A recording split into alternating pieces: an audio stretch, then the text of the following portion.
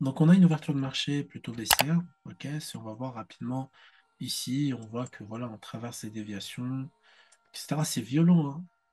C'est très, très violent, hein. Il y a un problème là.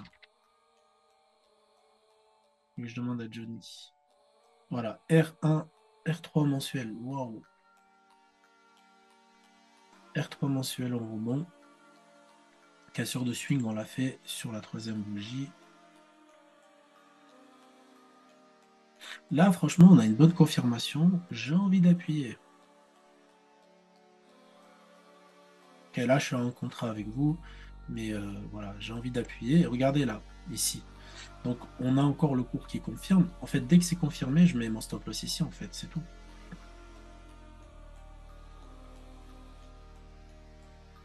Allez, pousse, mon petit.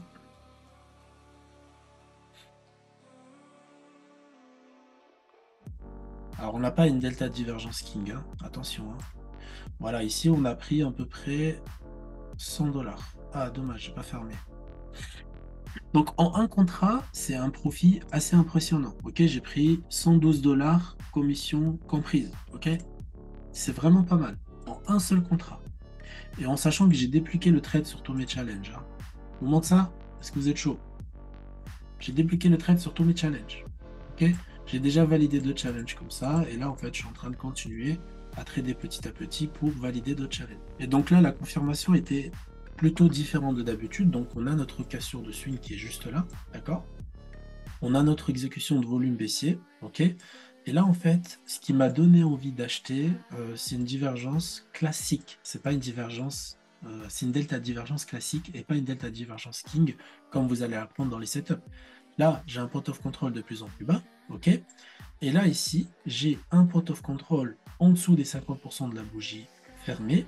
J'ai un delta positif. J'ai pas forcément un gros volume, d'accord? Mais c'est l'ouverture de marché, donc le volume, c'est normal que la moyenne s'écarte parce qu'on a le volume qui est exécuté très violent.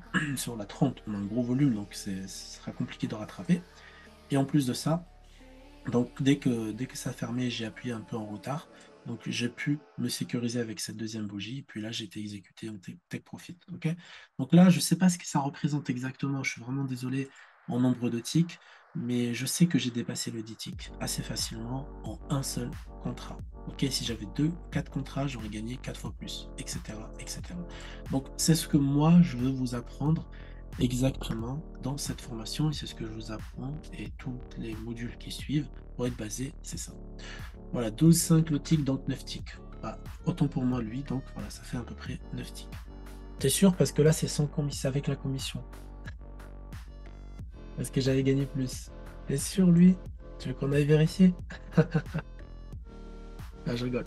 Non, non, c'est ça, c'est ça. Donc c'est parfait.